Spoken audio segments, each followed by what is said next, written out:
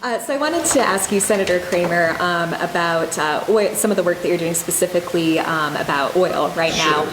And, you just alluded to some of the work that you've been doing trying to, press Saudi Arabia on these issues. Have you seen any success and progress on their part in moving that direction? Yeah, I would say, thanks for the question. I would say the most successful thing I've seen is the president's tone this morning after his call with Vladimir Putin was encouraging, because if you couldn't tell, I was sensing some, I don't know, I guess passiveness about that from the administration. Obviously, low gasoline prices, everyone loves them. If you could only drive somewhere, they'd be great. But it's not much of an economic boom when there's nowhere to go. So I think that the president reaching out to the Crown Prince was encouraging. When reaching out to Vladimir Putin was encouraging. Probably one of the most encouraging things was last week, Secretary of State Mike Pompeo called the Crown Prince of the Kingdom and had a strong conversation with him. I will tell you, however, that at $20 roughly a barrel, there is real urgency to this. And so I've pressed everybody from the White House on down on the matter, including I helped set up a phone call with the Saudi ambassador to the United States. Senator Hoeven was on that call. There were not many punches held back, Senator, as I recall, including his. And we've had constant contact with our ambassador. I also, just to add a little bit to it, some of the other things we've done is I led a letter to the president suggesting a embargo of Saudi oil. I wrote a personal letter to the president asking him to consider tariffs on OPEC oil. Just in case people wonder, I know we're energy dominant, we're a net exporter, but we do still import about, roughly 6 million or more barrels of oil per day from other countries, including Saudi Arabia. I learned last week from a company that a major U.S. company is changing their refineries to accept Saudi Arabian oil. That's not okay. This is an America First battle cry.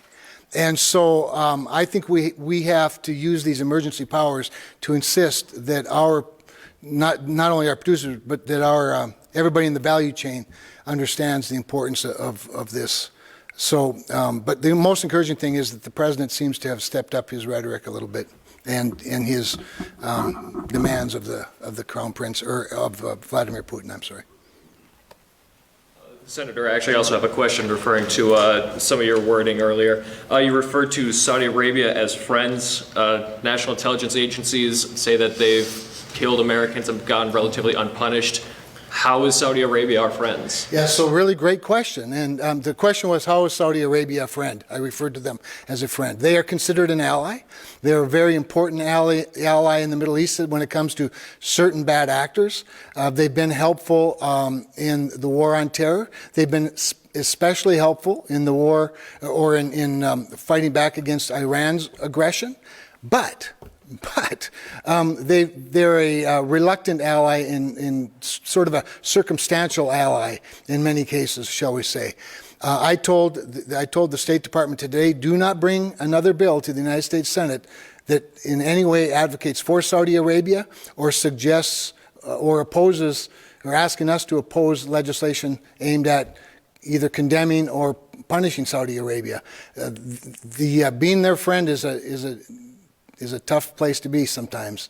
And like I said earlier, we are literally putting American military men and women in harm's way to protect oil assets in Saudi Arabia while they wage war against our oil assets and our oil jobs in this country. And it shouldn't be tolerated. This one's for you and for Senator Hoeven. I'm just wondering why you guys aren't self-isolating after coming back from D.C. when Representative Armstrong is. Well, so great question. You're close enough to the mic, maybe they heard it. Why aren't we self-isolating? isolating. So a couple of reasons. First one is, at least at the time we left there last week, Washington, D.C. wasn't a hotspot. I don't know if they are listed as one now. They're not. So they're not one of the states/territories/districts, I guess, that's problematic in terms of traveling from there. Second of all, I think Representative Armstrong had to endure a very unfortunate situation in having to go back to vote. With a number of his colleagues. The Senate is only 100 of us to begin with. We were pretty much exercising self-isolation while we were there, voting by, just like we are now, staying 6 feet apart. Social distancing was well exercised in the United States Senate while we were there. And Representative Armstrong had to, like I said, go back and vote in the chamber thanks to the reckless behavior of one member, somebody who should have known better. And so a couple of hundred or more, they had to have a quorum in the room to vote. They all had to be in there at the same time to vote. Even a voice vote required that. And so I think out of an abundance of caution, he's doing the appropriate thing. We didn't have the same circumstance. I heard from somebody who kind of feels stuck in the middle here between all the programs and new benefits here. What state and federal resources are available to people who are maybe self-employed or sole proprietors that have seen their business drop to basically zero, and do they qualify for unemployment benefits? Well, this is why we've got to keep digging in and getting more information up through job service and through FAQs, because these guys have done such a great job. I'll maybe let some of these guys comment, but they've expanded the benefits for sole proprietor and self-employed in ways that's never been done before.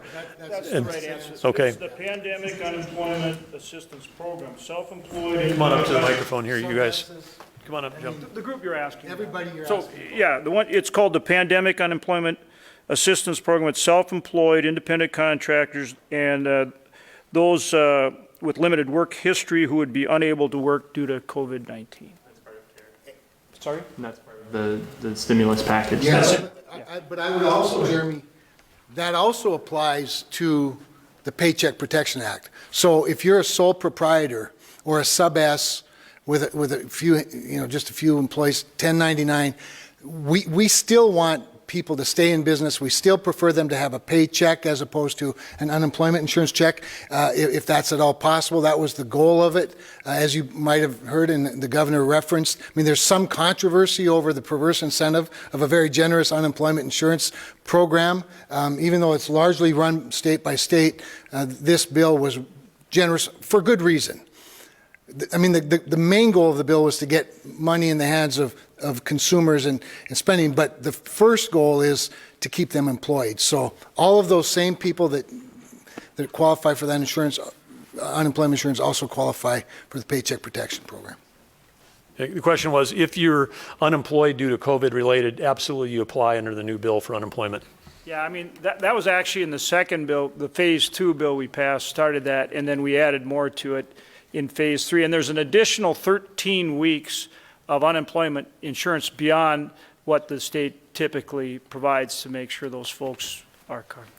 It's a great question, though, because I said a little bit ago, the program's largely run by states, and all 50 states have their own set of rules for qualifying but this bill did relax a lot of that and tried to create a more universal, and missing work because you have to, because you've either contracted the disease or you have been in contact, is eligible in all states. I'd add one more point on that. One more point on the unemployment insurance. We tried to set it up to try to keep businesses and employees together. That was the goal. So the unemployment insurance benefit, that $600 is provided on top of what the state typically provides. What we were going to try to do was make sure that you earned basically what you would have earned had you been able to stay employed, but we couldn't do it because every state has its own unemployment insurance system. So we ended up, having to pick a number. For some states, it would be lower because they're really high wage states. For others, it will be higher. But that's why it worked out that way, which isn't perfect, because our first goal was to keep employers and employees together. But that being said, it certainly provides a benefit that's going to help people. And at the end of the day, that's what this is about, is helping people, get through this coronavirus pandemic. Absolutely.